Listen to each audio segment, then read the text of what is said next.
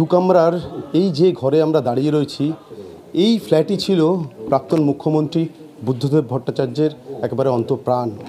বিভিন্ন সময় তিনি যখন অসুস্থ হয়েছেন, চিকিৎসার প্রয়োজনে তাকে হাসপাতালে নিয়ে যাওয়া হয়েছে, তিনি বারবারই চেয়েছেন যত দ্রুত সম্ভব তার এই পাম এভিনিউয়ের ফ্ল্যাটে ফিরে আসতে। এমনকি চিকিৎসকদের তিনি বারবার বলেছেন এখানেই যাতে বা এই ফ্ল্যাটেই যাতে তার চিকিৎসার যাবতীয় বন্দোবস্ত করা হয়। আর এখান থেকেই কিন্তু তিনি যে বিগত কয়েক বছর ধরে অসুস্থ অবস্থায় ছিলেন, যাবতীয় চিকিৎসার বন্দোবস্ত করা হতো।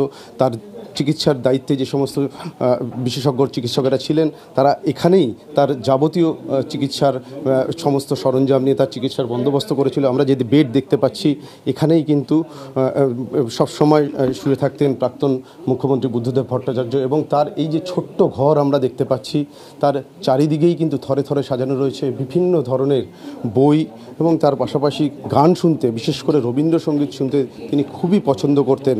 এবং সেই রবীন্দ্রসঙ্গীত শোনার জন্যও যে ব্যবস্থা করা হয়েছিল সেই ক্যারাভেন এখানে রাখা রয়েছে আমরা দেখতে পাচ্ছি।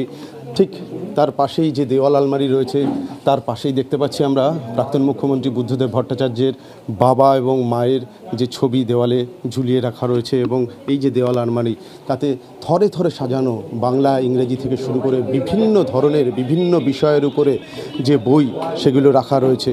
কারণ বই পড়েই কিন্তু অসুস্থতার আগে পর্যন্ত তিনি তার এই ঘরে বসেই সময় কাটাতেন। এমনকি সুকান্ত ভট্টাচার্য, তার ছবিও কিন্তু এই ঘরের দেওয়ালে রয়েছে। বিভিন্ন তাদের দলীয় যে লেলিন থেকে শুরু করে বিভিন্ন ছবি ঘরের চারিপাশে দেওয়ালে ঝোলানো রয়েছে।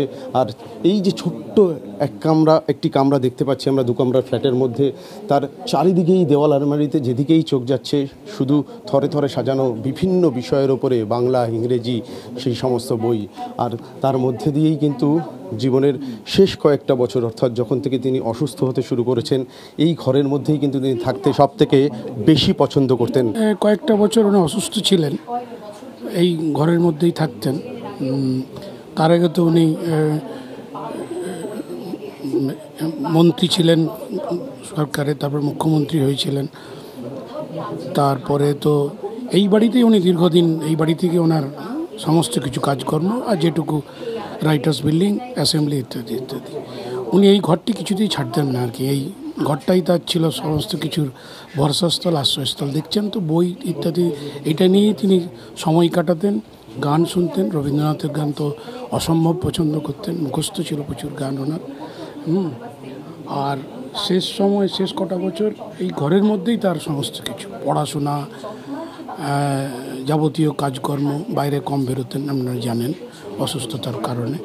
উনি গান শুনতে খুব ভালোবাসতেন, বিশেষ করে রবীন্দ্রসঙ্গীত গান শুনতেন শেষের দিকটা।